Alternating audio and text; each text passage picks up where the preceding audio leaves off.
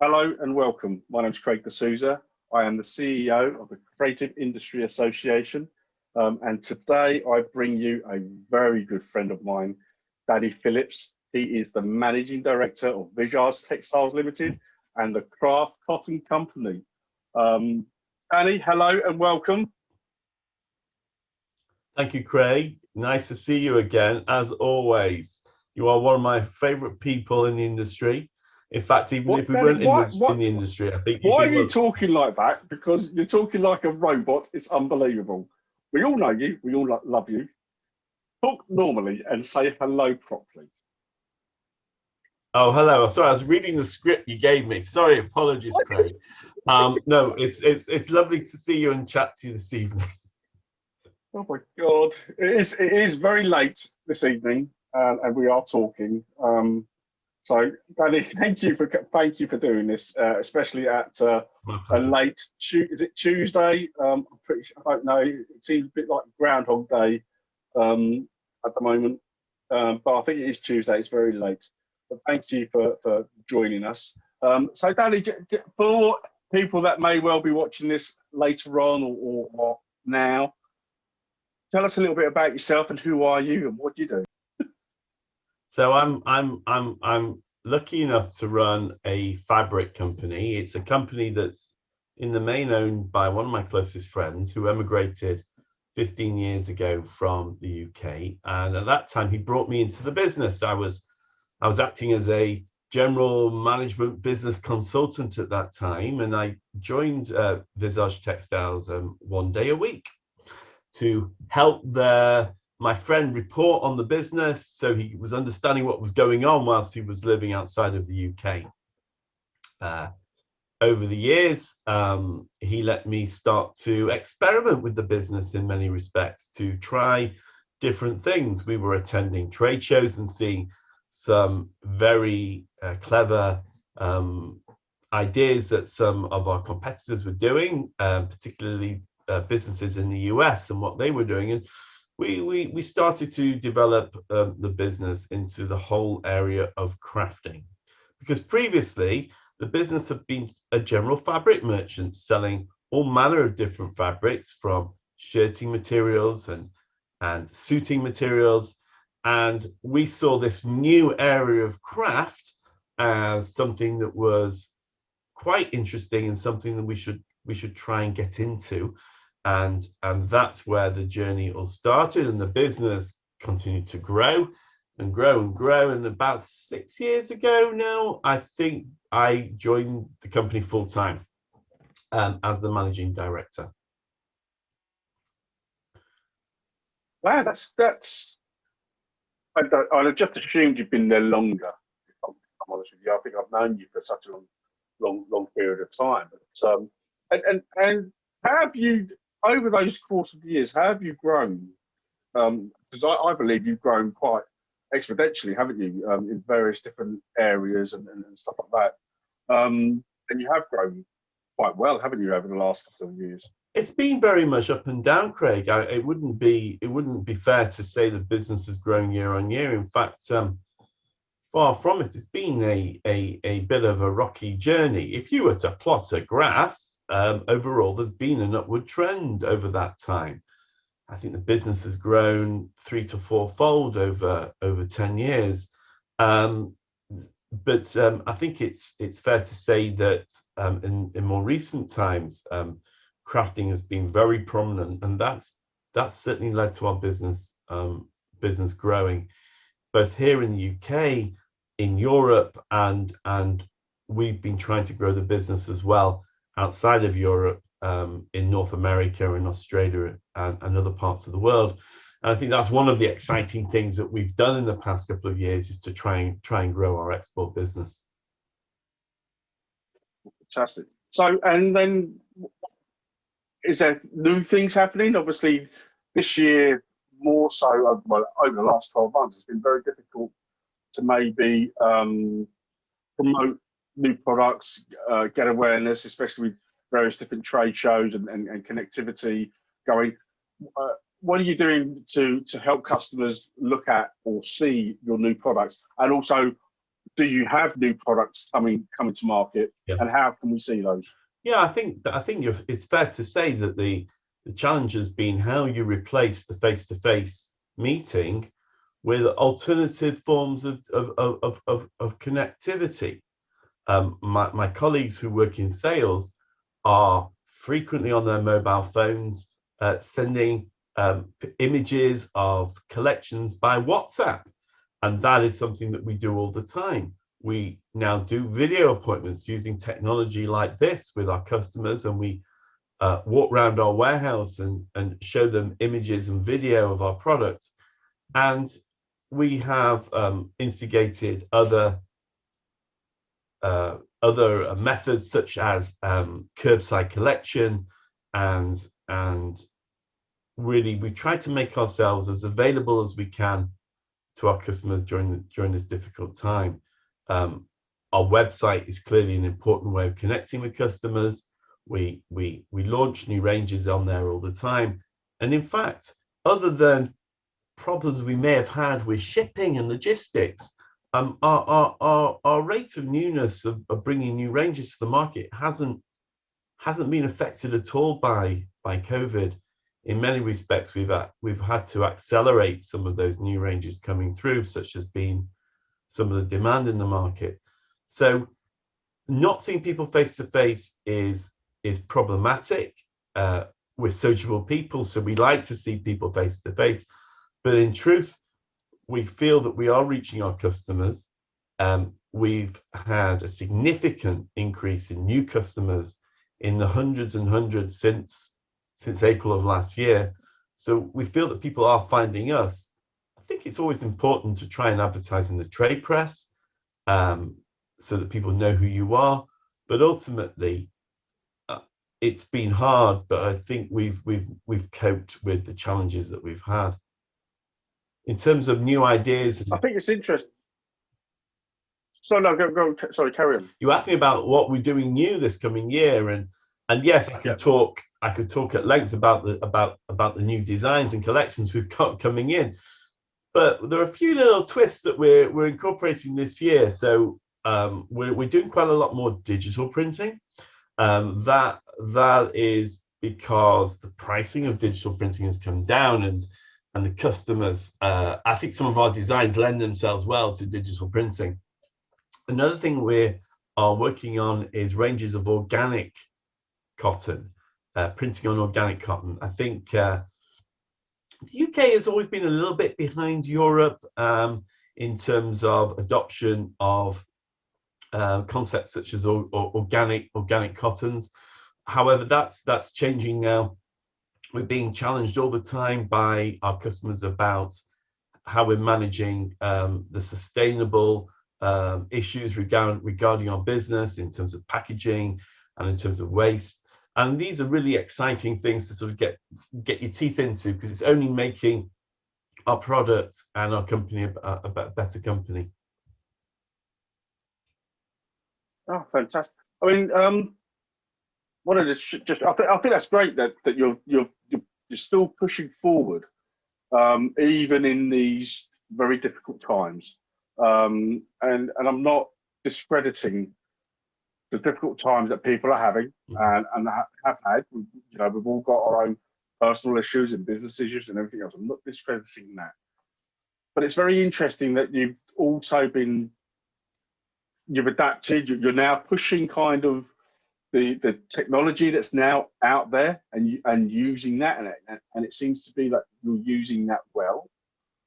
So then, we all talk about when it gets back to normal, when things start opening up, when we get back to this normality, which I have my own personal view on this. We are, you mentioned this, we are a touchy-feely industry. We love to touch a feel, we love to connect, we love to be part of a community. But this period of time where we've had to use technology to connect and engage and educate and show, I just don't think that's going to now disappear. I think that might just dovetail into what we do and actually may well get even bigger and better. Is that what you? I mean, for your sales guys, has this been a useful tool for them over the last couple of months to actually engage more with people, or do you think they're going to go back to the old ways? Interesting, very interesting, Craig. I mean, I think ironically, my colleagues in sales can connect with more people and be more effective using these tools than they were prior to COVID. Because if you're driving around the country in a car, in and out of the car into shops, into seeing customers, you don't have that time, that space to connect with as many people. I think that as the customers are getting more used to the ways in which we would like now to connect with them, it's likely that they'll be less demanding, for want of a better word, to ask us to come and pay them a visit. Yes, sure, of course, if we can, we will, and that's right and proper. But we have to remember we have to be efficient as a business. We're in this not for altruistic reasons. We're in this to be profitable, and we can't necessarily go back to some of those old ways of working just because that's the way you always did it. And I think that this very difficult time that we've been in has challenged businesses to accelerate their use of technology, and that is not a bad thing. That's something to be celebrated and embraced. And I need to point out that these new ways of working were not things that necessarily we came up with ourselves. We asked friends in the States, how are you working with your customers? And so we sort of, we're always keen to learn and not just to sit back and try and figure these things out for ourselves. I think it's very interesting, and it's so refreshing to hear. And I'm hearing on a daily basis how people are kind of now reviewing what they're doing, and it has been refreshing over the last couple of months that people. This is the time now to review. We've only got a little while left now until things are going to start to pick up and get back to the normal, or back to a new normal, or whatever you want to call it. But I think businesses still have to enhance what is here now and how things are operating. So it's interesting. So just moving on to some other things. You've done very well over the last couple of months and years. And I know with PPE and fabric being very, very popular. But what challenges have you had in 2020 that also you might face in 21, do you think? Well, a lot of those challenges came about in the last 3-4 months, and a lot of were related to the ease of doing business. The logistics, I guess, is the main one.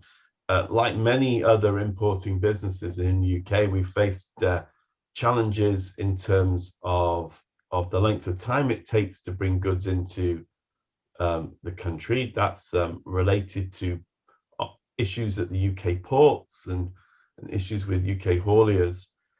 And then it's been the cost of bringing goods particularly from the Far East, the likes of China and Korea, has been very, very challenging for the business. We've had to make decisions to ship goods that is costing a lot more money to do so, and we have to be prepared to absorb those costs if possible, without necessarily all the time putting up our prices to our customers. So that's been a real challenge, and I think that's carrying into certainly the beginning of this year. The challenges of supplying into Europe are very apparent and clear now. The news came just before Christmas that we had a Brexit deal, and wasn't that fantastic news? And I remember at the time, thinking, great, I can't wait to go and raise a glass of wine and to toast the deal that we'd done. But only afterwards had it become apparent that really the deal is very, very limited for very few UK businesses to benefit from. If your goods are of origin from outside of the EU and the UK, then your goods do not form part of any deal. And my customers in Europe are now facing having to pay 8%, 10% duty on the goods that we're shipping to them. And that's hard, because that wasn't something that anybody was really predicting or expecting. So that's a challenge for the business, and that's certainly something that's going to continue through into this year. And it's how do we remain competitive in that European market where we've made inroads into growing our business. That's a challenge for us. I think the last challenge is keeping everybody happy. In a fast moving world, Craig, you want to keep your customers happy, you want to keep your colleagues happy, and you want to make sure that people are satisfied with their lot, and that's always a big challenge. But I think that one has always been your challenge, is trying to keep everybody happy, and you do it for the years I've known you do that so well. I think the other issue you mentioned, which is Brexit, which I'm pretty sure I sent on the email not to mention, or I might not have done, but I think that's a I think everybody's going through the same trials and tribulations, and the problem is I think that there was that euphoria of you've got a deal, but then what is it? And I generally still don't know if anybody actually knows. I keep asking the questions. I keep knocking on people's doors. I think the commodity codes seem to always change. I think there's a lot of still confusion. I don't think COVID has helped in any way, shape, or form, because some people aren't classed as essential workers. So the people that you need to talk to aren't actually at work. But I generally hope and believe that it will all settle down and it'll be fine. Without having Can I just say at this point, apologies to interrupt you, Craig. I know what you're saying is very important, but if you can hear snoring going on, it's the dog. That's because we started talking about here who's snoring. That's because we started talking about Brexit. So the one thing I will say, and let's cut the Brexit conversation if you want. The one thing I will say is that time is a great healer, and we have this.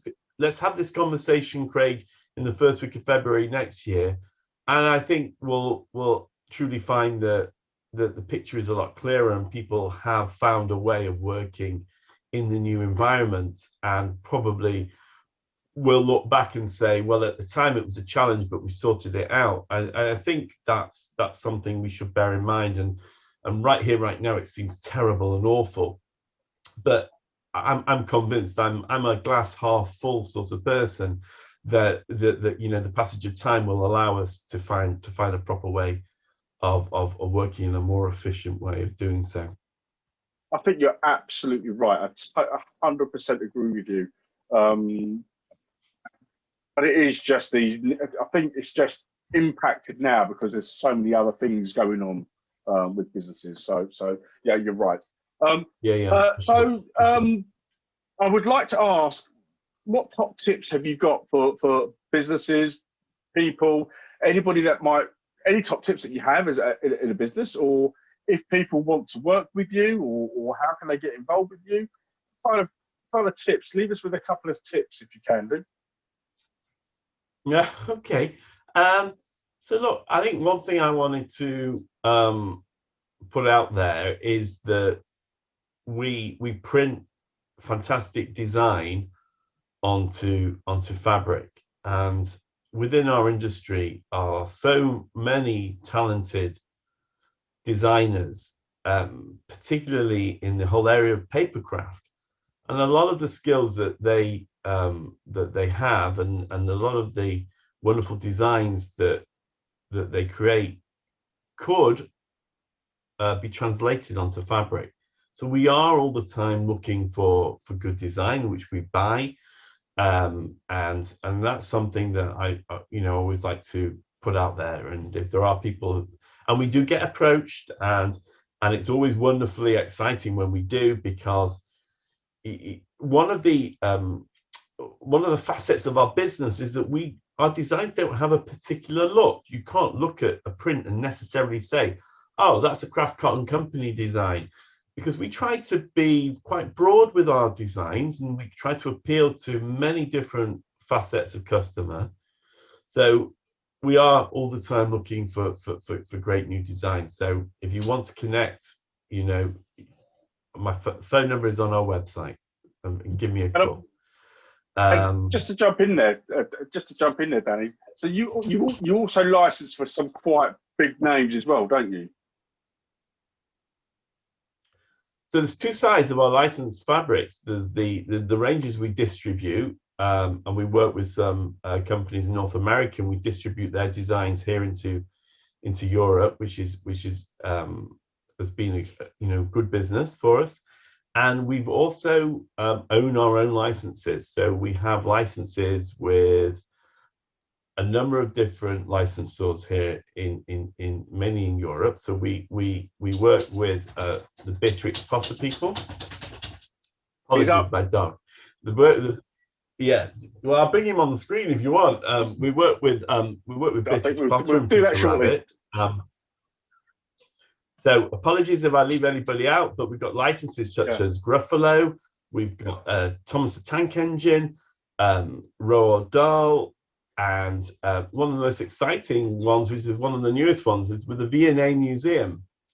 Previously, and in fact, we still work with the Natural History Museum, but our association with the V&A Museum is truly wonderful, and that's something that we're very proud to be a licensee for them, because we feel quite privileged to be working with the premier design museum in the world, and we work in the crafting industry. So our ability to associate with them and I think is a truly wonderful thing for our company. Such a wide range of licensing and imagery and everything else. And then I would say that I know that you're always open to designers coming to you and talking to you.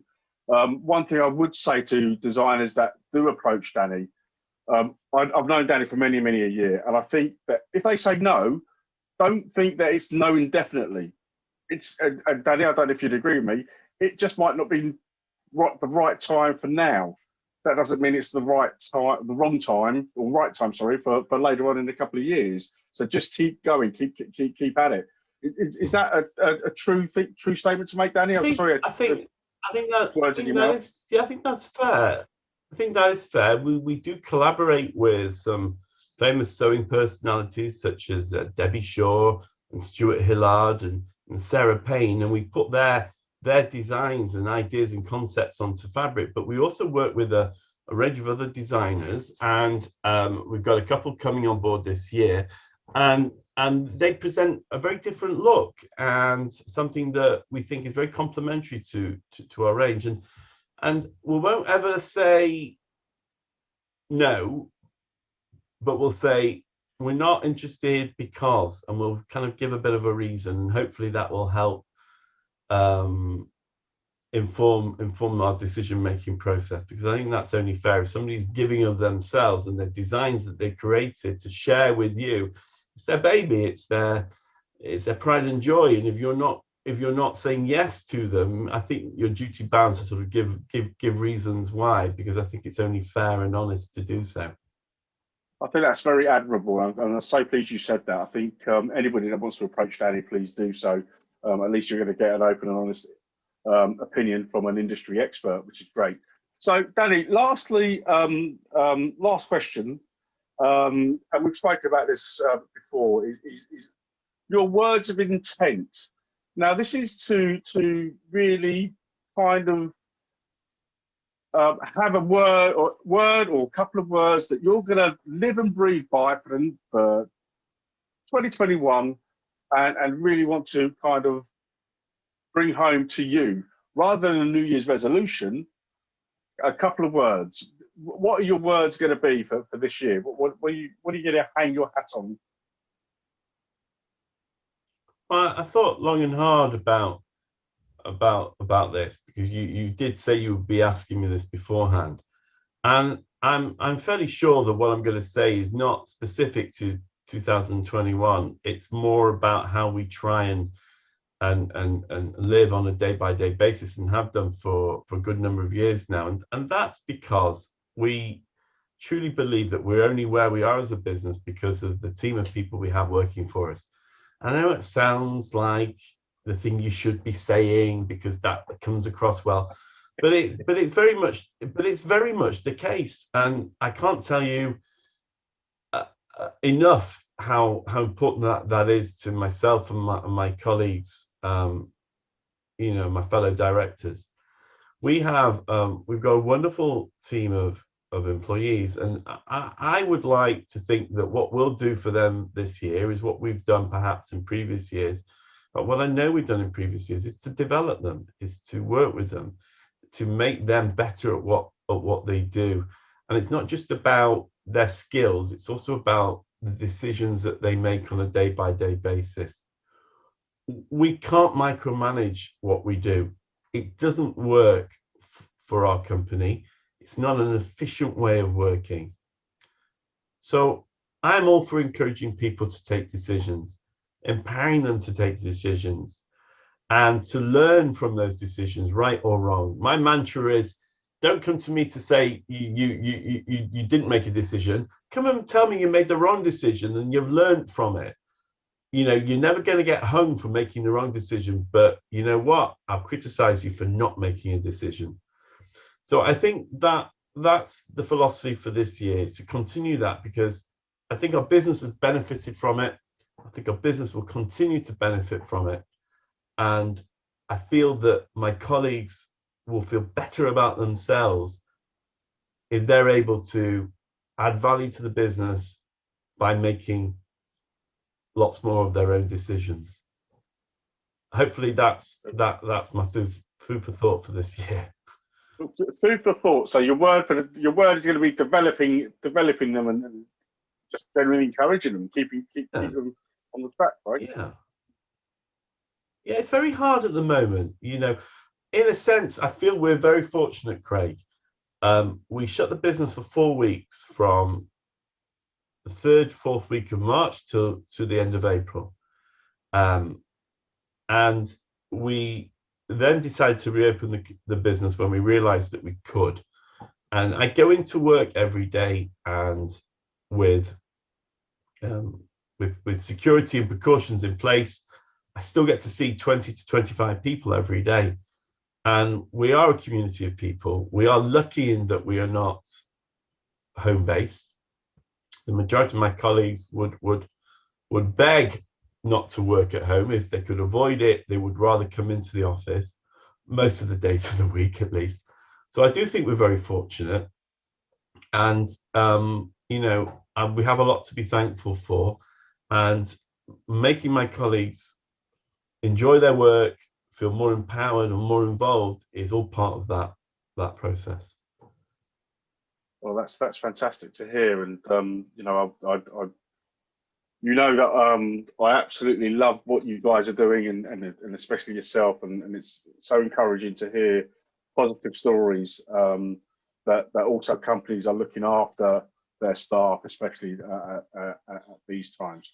So, Dani, look, I thank you so much for your time today, and the conversation that we've had, and just for giving us a kind of an insight into who you are and what you do. So, Dani, thank you so much for your time again, and have a fantastic year. My pleasure, Craig. Thank you for allowing me to join you this evening. Thank you. Take care now.